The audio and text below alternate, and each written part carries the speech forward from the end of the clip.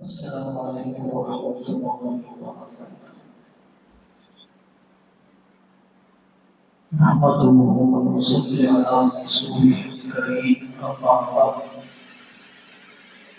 أعوذ بالله من الشيطان الرجيم، بسم الله الرحمن الرحيم، قل إن كنتم تحبون الله فاتبعوني يحببكم الله، وقال رسول الله صلى الله عليه وسلم إن البلاغة من الإيمان، أو كما قال رسول الله صلى الله عليه وسلم۔ میرے عزیزوں، لائف اسٹائل اور طرز زندگی ایمان والی کیسے ہوتی ہے؟ نماز میں تو ہمارا قبلہ کعبۃ اللہ ہے، لیکن طرز زندگی میں ہمارا قبلہ کعبۃ اللہ ہے یا نہیں ہے؟ محمد رسول اللہ صلی اللہ علیہ وسلم ہے یا دنیا کا ورلڈ ویو اور دنیا نے مشینی ترقی میں جس رخ پر ڈال دیا ہم اسی پر چل رہے ہیں۔ قبلہ بدلے گا تو راستہ بدلے گا، قبلہ درست ہوگا راستہ بھی درست ہوگا۔ اس زمانے کے انسان کو فرصت ہی نہیں مقصد زندگی کو سوچنے کے بارے میں۔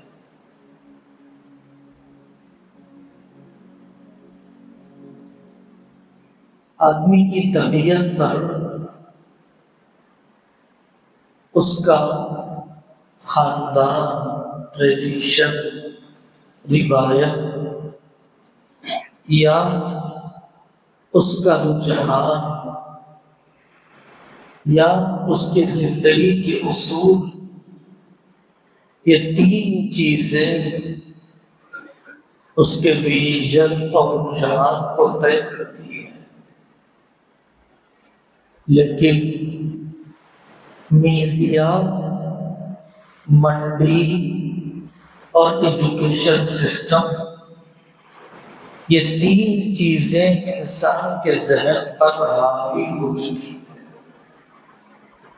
انسان کے ذہن کو اغوا کر چکی ہیں،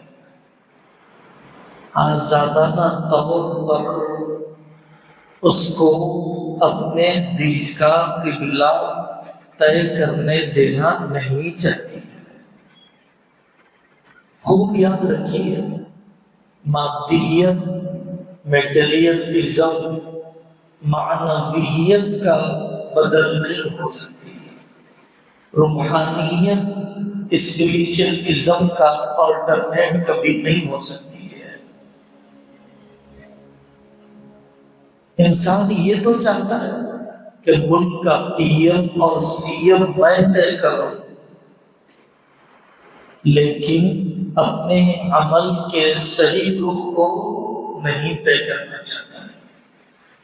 اپنے عمل کے رخ کو میڈیا، منڈی اور مروجہ نظام تعلیم طے کر رہے ہیں۔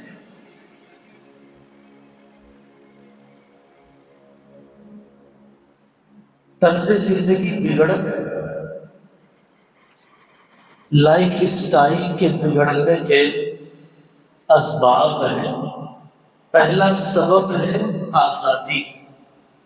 انسانوں کے ذہن میں بٹھا دیا گیا آزادی، آزادی، میں فری رہنا چاہتا ہوں، میں فریڈم چاہتا ہوں۔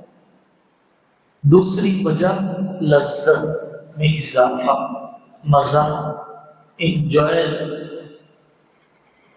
تیسرا سبب سہولت، راحت۔ چوتھی وجہ آرام طلبی، لگژری لائف کی طرف آدمی اسی لیے جاتا ہے۔ پانچواں سبب ہے خود نمائی، اپنے آپ کو بتانا، اپنے رویے کی چھاپ چھوڑنا۔ چھٹی وجہ ہے نمائش، دکھلانے کی زندگی۔ ساتویں وجہ ہے چینج، تبدیلی، کچھ بدلو صاحب، صحیح ہو یا غلط، ضروری ہو یا نہ ہو، بدلو صاحب۔ آٹھویں وجہ ہے اسپیڈ، رفتار۔ نویں وجہ ہے عجلت، جلد بازی۔ اور 10ویں وجہ ہے للنحسیت، اپنے لیے نہیں جیتا، دنیا والوں کے لیے جیتا ہے۔ دنیا والوں کے لیے جیتا ہے، ان کے ذہن میں اچھا ہونے کے لیے، ان کے خیال میں اچھا ہونے کے لیے۔ وہ مجھے زیادہ ویورز دے دیں، وہ مجھے لائک کر لیں، وہ مجھے پسند کر لیں۔ یہ 10 بنیادیں ہیں لائف اسٹائل کے، طرز زندگی کے بگاڑ کی۔ ویسٹرن ازم اور ویسٹرن ویلیوز، مغربی اقدار کی بنیاد 3 چیزیں: خدا کا انکار، مال کی محبت، نفس پرستی۔ انہی 3 بنیادوں پر ویسٹرن کلچر کام کرتا ہے، مغربی اقدار انہی بنیادوں پر اٹھائے گئے۔ بہت موٹی بات ہے، گہری میں۔ والدین کے رشتے کی ضرورت نہیں، بھائی بہن کے رشتے کی ضرورت نہیں، خدمت کا کوئی تصور نہیں۔ اشتہارات اور جو کچھ ایڈس آتے ہیں، واٹس ایپ پر کتنے اشتہارات ہیں، گوگل پر کتنے، یوٹیوب پر کتنے، انسٹاگرام پر کتنے، فیس بک پر کتنے، سڑکوں پر کتنے، دیواروں پر کتنے۔ انہوں نے انسان کا ذہن بنا دیا لیٹسٹ کوئی نئی چیز، اور صارفیت، کنزیومرازم، خرچ کرو، شاپنگ کرو۔ کمال یہی ہے۔ سودی قرضوں کا چلن، EMI کا چلن، بینکوں کی غلامی، کریڈٹ کارڈ کا استعمال، تنخواہ آنے سے پہلے تنخواہ خرچ کر دینا، اس سے بڑی پاگل پن کی کوئی مثال ہو سکتی ہے؟ انسان اس کو معلوم ہی نہیں سمجھ رہا ہے۔ قرض کا عادی بن جانا۔ حضرت نبی پاک صلی اللہ علیہ وسلم کی احادیث پر ایمان بڑھ گیا جب اس تناظر میں ہم نے دیکھا۔ حضرت آقا صلی اللہ علیہ وسلم نے فرمایا سادگی ایمان کا حصہ ہے، سادگی ایمان کا حصہ ہے۔ آقا نے فرمایا الاقتصاد نصف المعیشت، خرچ کرنے میں بیلنس کرنا آدھی معیشت ہے، آدھی اکنامک ہے۔ آپ نے فرمایا اللہ کو راضی کرنے کے لیے زندگی گزارو، اخلاص کا مطلب یہی ہے۔ اسراف جتنا بڑھے گا انفاق اتنا کم ہو جائے گا۔ اسراف گھروں میں ایک شادی کے جوڑے کے لیے 30,000، ایک رات کے ولیمے کے لیے 80,000 کا جوڑا، ڈیکوریشن 80 لاکھ کا بھی دیکھا ہے۔ اب موقع نہیں خاندان کی بیواؤں، یتیموں، ماں باپ مدرسے مکاتب کے لیے خرچ کرنے کا موقع ہی نہیں، اس لیے کہ جب اسراف آ جاتا ہے انفاق نکل جاتا ہے۔ مہمان نوازی، مہمان کے آنے کی خوشی، مہمان کے نہ آنے پر کمی کا احساس، مہمان کی دعا لینے کا جذبہ دل میں پیدا ہوتا ہی نہیں ہے۔ اور وہ حضرت نبی پاک صلی اللہ علیہ وسلم کے پاس مہمان آئے، گھر میں جو روٹی تھی اپنے حصے کی مہمان کو کھلا دی، قرآن اتر گیا۔ کتنی سادگی، بے تکلفی، خلوص، اپنائیت، اللہ نے پسند کر لیا، قرآن اتر گیا۔ ایسا کوئی دن ہماری زندگی میں آیا؟ خریدتے ہوئے انسان نے یہ سوچنا چھوڑ دیا کہ میں یہ ضروری خرید رہا ہوں، کم ضروری خرید رہا ہوں، یا میں غیر ضروری خرید رہا ہوں۔ جوتوں پر جوتے، کپڑوں پر کپڑے، فرنیچر پر فرنیچر، الماریوں پر الماریاں، سونے پر سونا، زندگیاں اسی میں کٹ رہی ہیں۔ اللہ کو راضی کروں خیال ہی نہیں آتا، مہینوں آخرت بناؤں تصور ہی نہیں۔ احساس کیجئے زندگی کا قبلہ بدل چکا، نماز کا قبلہ ہے، زندگی کا قبلہ بدل چکا۔ تصور انسان ختم ہو گیا، تصور جمال میں یہ انسان ہے، یہ اللہ کا بندہ ہے۔ اللہ نے اس کے بارے میں کہا لَقَدْ خَلَقْنَا الْإِنسَانَ فِي أَحْسَنِ تَقْوِيمٍ۔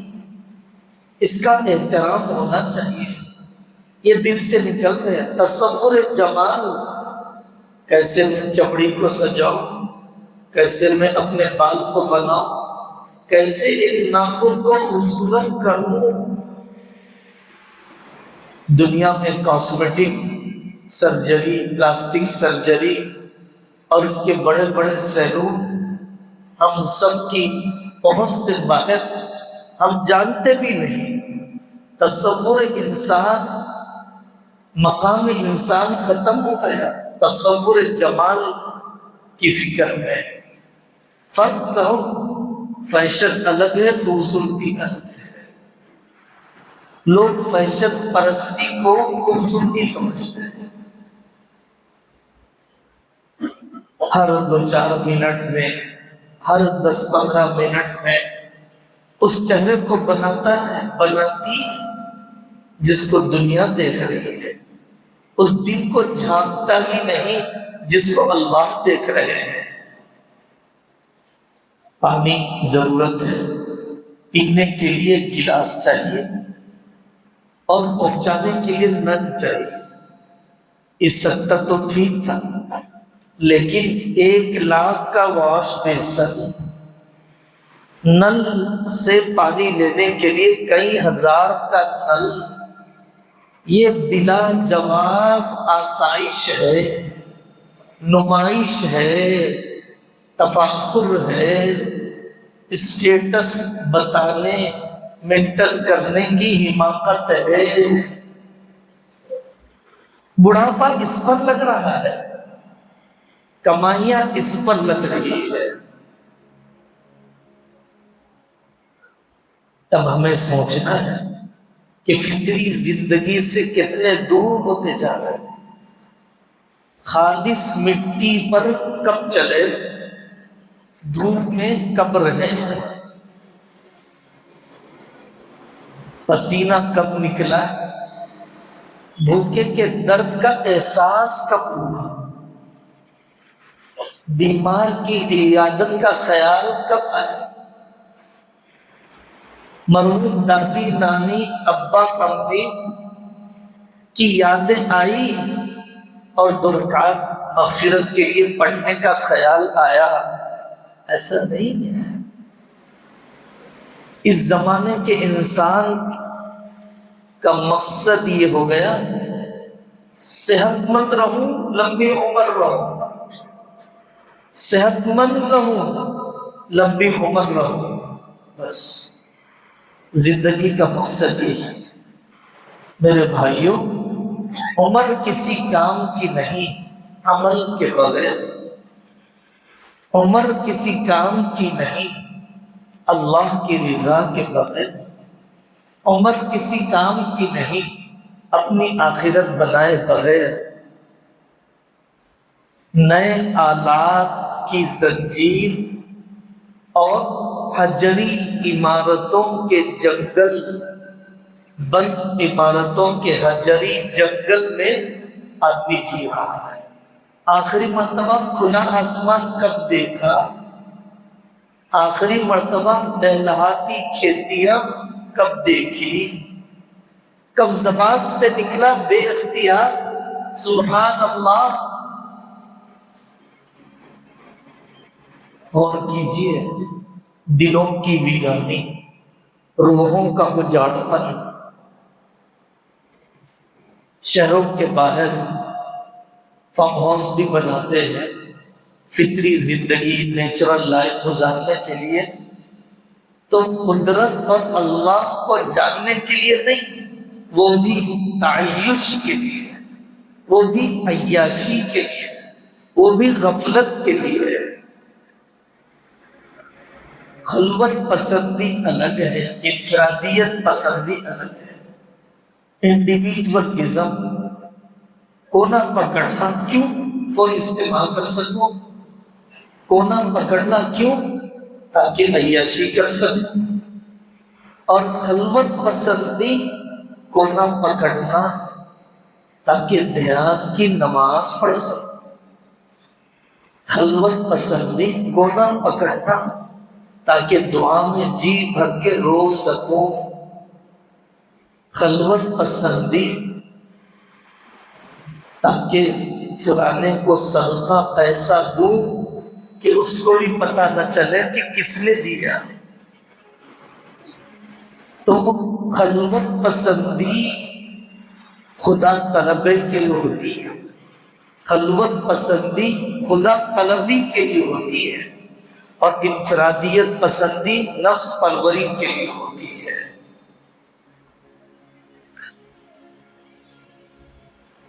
اپنے لائف اسٹائل کو ان چیزوں میں غور کرنا چاہیے۔ اگر طرز زندگی نہیں بدلا گیا، ہم فرائض کے قابل نہیں رہیں گے، ہم شاعر کے قابل بھی نہیں رہیں گے، ہم پورے اسلام کے نمائندہ نہیں کہلائیں گے۔ پہلی چیز ہے لائف اسٹائل میں آدمی کی غذا، کیوں کھانا ہے، کیسے کھانا ہے، کون سی غذا کھانا ہے، کب کھانا ہے، کتنا کھانا ہے۔ جب تک یہ 6 چیزیں آدمی کی اسلامی مزاج کے مطابق نہیں ہوں گی، اس وقت تک یہ جسم اللہ کی عبادت کے قابل بھی نہیں بنے گا۔ کل ہم سفر میں بھٹا مکئی کا کھا رہے تھے، تو تھوڑی دیر میں محسوس ہوا کہ ہمارے داڑھ زیادہ چبانے کی ہمت نہیں کر رہے ہیں۔ ہمیں تو پیزا چاہیے، برگر چاہیے، تو چبانے کی مشقت بھی ختم کر دی گئی۔ لذت، سہولت، عجلت، یہ جنک فوڈ، جنگلی فوڈ کا خلاصہ ہے۔ قبض کی بیماری، پیشاب پاخانے کا صحیح نہ ہونا، استنجائی نہانا، بھوک کا نہ لگنا، یہ بڑی بیماریاں ہیں۔ توجہ نہیں ہو رہی ہے۔ دوائیں دنیا میں سب سے زیادہ بڑھتی جا رہی ہے پیٹ کے امراض کے لیے۔ انسان پہلے ایک مرتبہ کھاتا تھا، نبی پاک صلی اللہ علیہ وسلم کے زمانے میں 2 مرتبہ کا تصور تھا، بعد میں سے 3 مرتبہ کا، اس زمانے میں پتہ نہیں کتنی مرتبہ کھاتا ہے۔ جیتا ہے کھانے کے لیے، کھاتا ہے جینے کے لیے، سوچنا پڑتا ہے۔ شوگر کی بیماری، بھوک لگے بغیر کھانے کی وجہ سے، ڈائلیسس کی بیماری، پانی اپنی مقدار میں نہ پینے اور وقت پر استنجا نہ کرنے کی وجہ سے،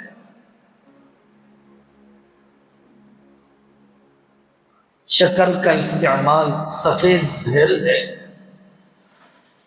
جس کا ہمیں اندازہ نہیں ہے۔ غذاؤں میں ایسے کیمیکلز باقاعدہ ملائے جاتے ہیں کہ جس سے کھانے کی ہوس بڑھے، بھوک ختم نہ ہو۔ موٹاپا دنیا کی سب سے بڑی بیماری ہے، اوبیسٹی۔ صرف ایک اوبیسٹی کے علاج کے لیے کیا کیا دوائیں، کیا کیا انجیکشن۔ اب ایمان بڑھ گیا، کاش ہم نے روزہ ایسے رکھ لیا ہوتا جیسے رکھنا چاہیے۔ ڈائٹ سسٹم دنیا میں ایسے بنائے جا رہے 16 گھنٹے بھوکا رہنے کے۔ اب سمجھ میں آیا نبی پاک صلی اللہ علیہ وسلم نے بھوک کی فضیلت بتلائی، صوفیاء نے گرسنگی بھوکے رہنے کی فضیلت بتلائی، امام غزالی فضائل صدقات بے اکابر نے بھوکے رہنے، کم کھانے کے فضائل بتلائے۔ بطن بھر جاتا ہے، باطن کی خواہشات ابل جاتی ہے، بطن خالی رہتا ہے، باطن میں نورانیت اور باطن میں اعمال کا شوق آدمی کے اندر آتا ہے۔ ہمارے معاشرے میں 60% طبقہ شوگر کا مریض ہوتا جا رہا ہے۔ ڈائلیسس سینٹروں میں ہماری کمیونٹی کے مریض زیادہ نظر آ رہے ہیں۔ آپ اس کو بے دینی کیوں نہیں سمجھتے؟ کھانے اور سونے میں جو فاصلہ ہونا چاہیے، اگر وہ فاصلہ رکھا نہ جائے تبھی جا کر مختلف بیماریاں پیدا ہوتی ہیں۔ شہر کے ہڈیوں کے بڑے ڈاکٹر غیر مسلم ہیں، جب کوئی آدمی جاتا ہے تو ان سے کہا جاتا ہے زمین پر بیٹھو، نماز میں جیسے 2 زانو بیٹھتے ہیں ویسے بیٹھو۔ کرسیوں کا مسجدوں میں بڑھنا، کرسیوں کا کھانے کی جگہوں پر بڑھنا، ویسٹرن ٹوائلٹ کا عادی ہو جانا آدمی کے گھٹنوں کے ناکارہ ہونے کی علامت ہے۔ کہا گیا عقل سکڑ رہی ہے، پیٹ بڑھے ہوئے، دماغ کی غذا مطالعہ، روح کی غذا ذکر تو نہیں مل رہی ہے، لیکن پیٹ کی ہوس پورا کرنے کے لیے غیر معتدل غذائیں بھری جا رہی ہیں۔ اللہ تعالیٰ ہمیں اس باب میں بھی حضرت نبی پاک صلی اللہ علیہ وسلم کے طریقے کی، لائف اسٹائل کی قدر کرنے کی توفیق نصیب فرمائے۔ وآخر دعوانا ان الحمد للہ